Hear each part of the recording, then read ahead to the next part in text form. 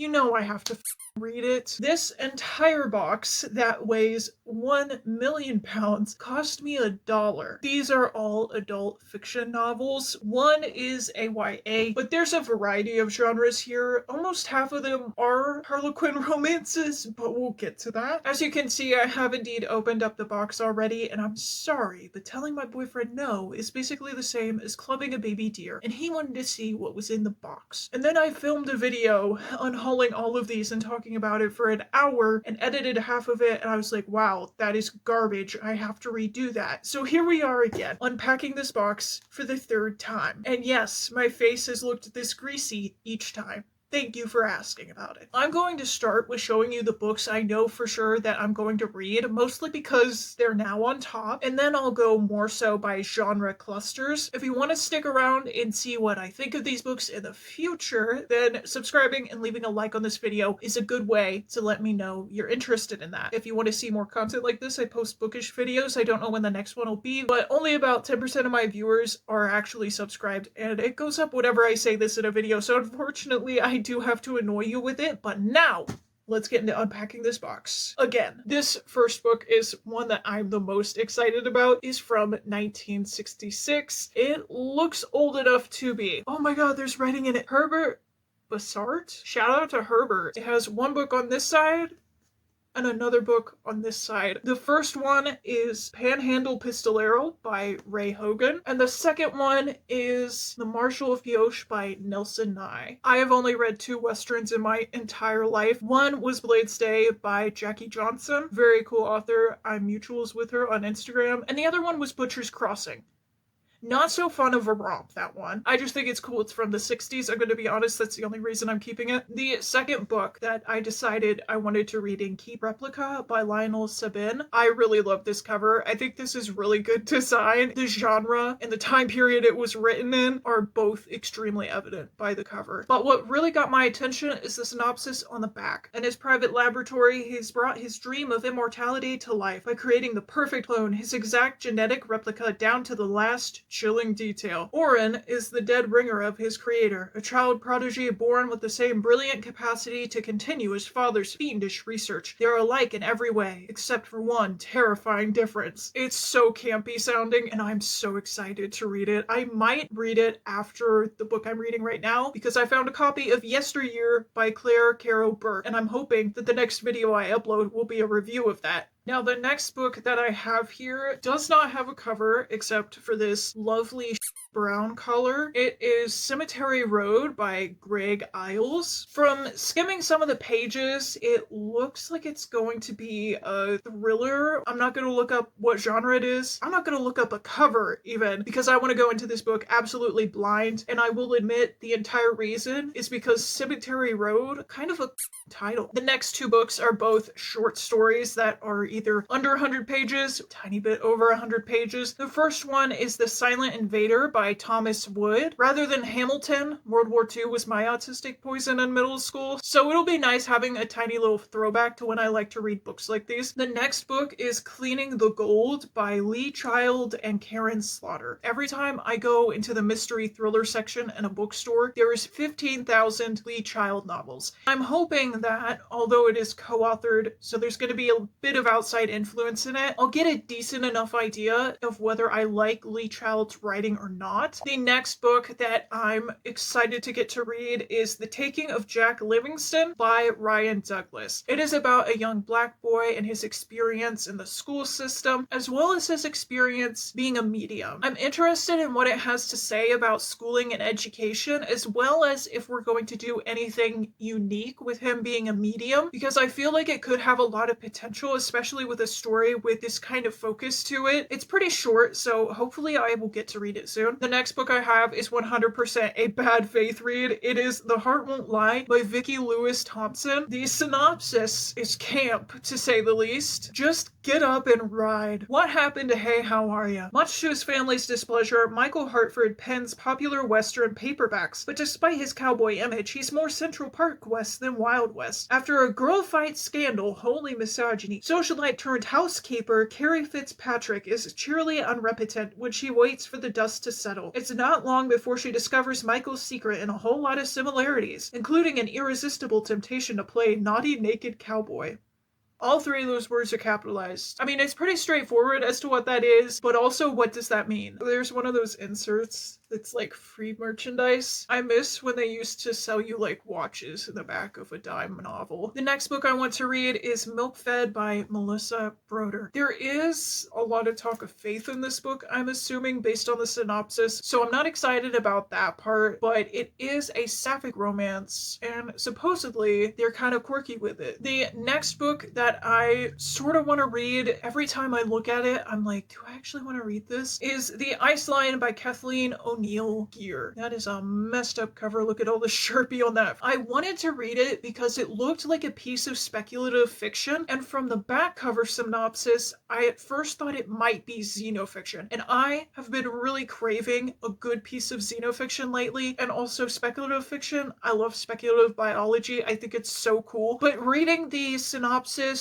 on the back of the front cover, it looks more humans that are just kind of like freaky. They got like weird ears and then otherwise look completely normal. And I'm really hoping that's not true. The next book is The Other Americans by Layla Lalami. That cover is kind of difficult for me to read, I'm not gonna lie. This book seems to be a collection of short stories about being an immigrant in America and about race in America. I really like literary slice of life novels about this sort of thing, especially when they're well done and they feel really personal and heartfelt. So I'm hoping that this is going to be a good read. The next book that I'm interested in reading is My Monticello by Jocelyn Nicole Johnson. I might be saying that title wrong. This one also seems to be a collection of short stories, and they all revolve around race as well. But the thing that specifically caught my attention when I was looking at this book, I opened it up to read the synopsis, read what it was about, and I saw this line: a university professor studying racism by conducting a secret social experiment on his own son. What does that mean? I love a good social experiment, and I don't mean that in the it's just a prank bro way. I mean that in the Stanford prison experiment way. I'm sure that it won't be as big of a focus as I wish that it would be in this book, but I have relatively high hopes for this. It sounds pretty interesting to me. You know I have to read it. I have seen at least 5 separate reviews of this, and every single one has been by somebody who is not disabled. So as somebody who is disabled, knowing the content of this book, this is radioactive material to me. But I will do it for the views. Now, these 2 books, I'm not sure what to think about them, honestly. They are both from the same series. It is book 2 and book 3, so somebody liked book 1, but they hated the sequels. The first book is called Guardians of the Forbidden Library by Preston W. Child, and that cover really perplexes me because it looks like a 3D model rendering from like a video game. Like, it looks like a video game screenshot. This is truly giving like Amazon KDP, and that's coming from somebody who is published through Amazon KDP. That's not an insult, it's just I know what you are. But my fear is based on the synopsis of the 3rd book, which is called The Scrolls of Destiny. John Henry, Doc Holliday, and the rest of the President's Dozen, +1 in parentheses, not sure what that means, race into the breach once again, undaunted by the deadliest odds they've ever faced. Their mission is to hunt down the Keeper and a man calling himself Nostradamus, the Father of Time. The scrolls reputedly contain a secret that could rock the entire world. Modern science and medicine say that's impossible. What's impossible? Rocking the entire world? So it's up to Doc and his team to uncover the truth, whatever it is. To do that, they must keep a date with Destiny and a lady who is known by many names around the world. For some reason, my fight or flight is activated, and I'm terrified of these books being another situation like a short stay in hell. Unfortunately, I do want to know why we're talking about Nostradamus. But going off of those books, let's start talking about some of the mystery, crime, political thrillers that are in here, because there's quite a few of those. One of them being The Andromeda Evolution by Michael Crichton and Daniel H. Wilson, a sequel to The Andromeda Strain, which I have read and enjoyed. I might use it as an excuse to reread that book and then give this one a read. There is also another copy of My Monticello. I'm not sure why there's 2, and they're both library copies. Also, what appears to be a brand new store-bought copy of Catherine Coulter and J.T. Ellison's The Lost Key. Not sure what this one's about because the back It's just a picture of Catholic Coulter. And in the front cover here, we learn that it is a FBI thriller. It doesn't sound too interesting to me. Another political thriller is Drifted by Jeff Carson. Political thrillers specifically are not really my thing. Yet another one of this genre is The First Commandment by Brad Thor. I don't want to read this for woke reasons. We have two Steve Barry novels, The Alexandria Link and The Warsaw Protocol. Neither of them look very interesting to me. I sent this one to my Polish friend and I said, hey, look, it's you. And that's about all I got out of them so far. Another book that I have absolutely no interest in is Revival Season by Monica West. This seems to be entirely just a faith-based novel of somebody refinding their connection with God. Another novel that seems quite based in faith is Life Without Children by Roddy Doyle. It follows a couple of families throughout the COVID-19 pandemic, and the major themes are family and faith and positivity, and I just couldn't give less of a. And now we are entering the genre of books that I like to call millennialisms. The first one is All Grown Up by Jamie Attenberg, and it seems to be a lot about family and children, and I'm just not interested in that. Another book that, I'm gonna be honest, every time I pick it up, I'm more interested in reading it somehow, is How to Party with an Infant by Cowie Hart Hemmings. I don't know why this interests me more every time I pick it up, because it is about a single mother living in San Francisco, and that's basically all that I could surmise from the synopsis. We could have another Katie Kietemur situation on our hands here, but maybe I'll give it a try. The next book that I have is Queen of Babel by Meg Cabot. This is about a chronic yapper. This is about a woman who gets stranded in London, and then she goes off to spend the summer with her best friend and college roommate in France. If there are two locations in this entire world that I simply never want to read a book about, it is London and France. And oh, I lied to you, we have another political thriller. It is The Cassandra Compact. Why does that sound like an Andromeda Strain ripoff? By Robert Ludlum and Philip Shelby. This book is literally bigger than my head. There is simply no need for that. That would be so annoying to read, and I'm not interested in it, so I'm not willing to try. We gotta start a fourth pile. Oh, there's so many. Back to millennialisms, we have The Garden of Small Beginnings by Abby Waxman. This is about a woman in a textbook illustration job who gets signed up for a gardening class by her boss. And it seems like it's going to be one of those slice of life, very positive books that I just don't have an interest in that sort of genre at all. If I'm reading a slice of life, I want my characters to be suffering. Finally, we get into the romance novel section of this video, starting with Every Bride Needs a Groom by Janice Thompson. I have something really woke to say about that. These 6 books, they're not Harlequin romances, but they're like that sort of imprint. They're called inspirational romances, and they are all about Alaska, cowboys, or Christmas. Whoever donated these had really specific taste in romance novels. This one is An Alaskan Secret. I'm assuming The Child, or perhaps whether or not the graphic designer actually had the Shutterstock subscription. An Alaskan Christmas Promise, and he's a cowboy. This is a triple threat. Truly an interesting collection of books. Sundown Valley. Girl, Sundown ain't got too good of a connotation. Why we have this cover is so bad in particular. I don't think it shows up on camera as well how obviously edited in every element of this is. Somebody needs to give me a call, alright? I can Photoshop better than that. Now, our final segment in this video is military romance novels. The first that I've picked up is An Honorable Mission by Laura Scott and Shirley McCoy. You will notice that there's a trend on these covers, which is that there's a generically attractive white guy, and he usually has a baby or a dog or both, and sometimes he's a cowboy. And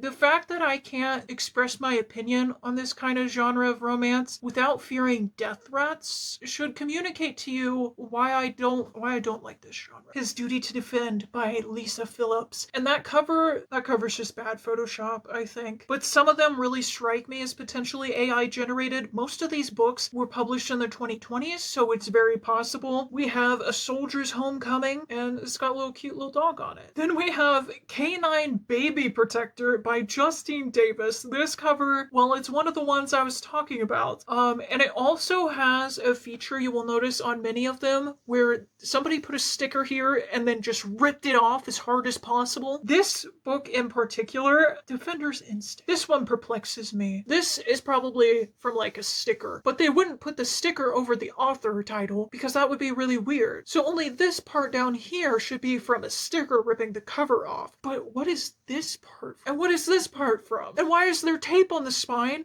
when it hasn't even been read? There is no line on that spine. Look at it. Fresh and clean. There's a little bit of one. Maybe it was popped open a couple times. Then this is the first one of these that I pulled out when I opened the box for the first time. Again, 2 novels in one. A Hero's Promise. This is another one, except instead of being just a military guy, he's also a pig. Whoever put this one on is truly villainous, because why are you covering up the dog? Cover up his ugly.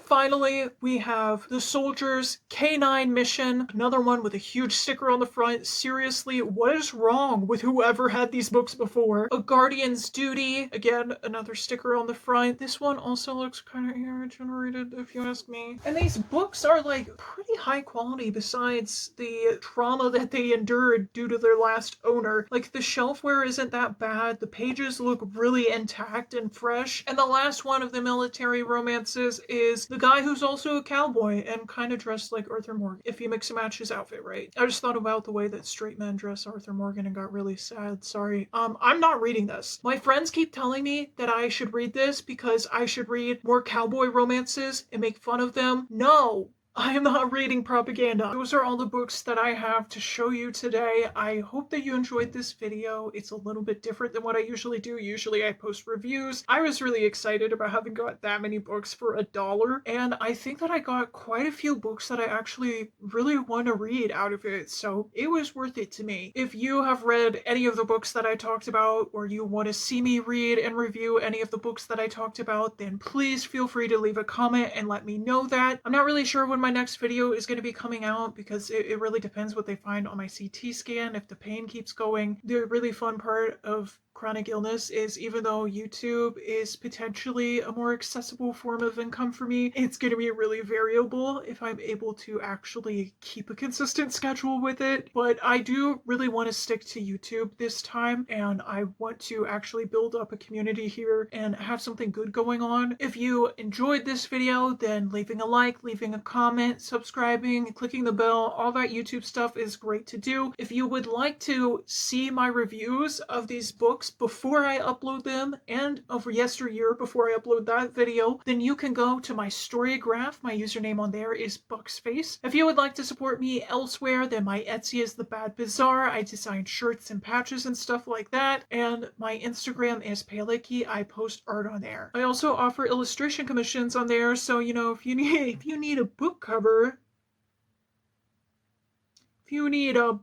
like this one. Yeah, part of being sick is I'm actually editing my book. Thank you so much for watching. Auf Wiedersehen. Actually, I'm quitting YouTube.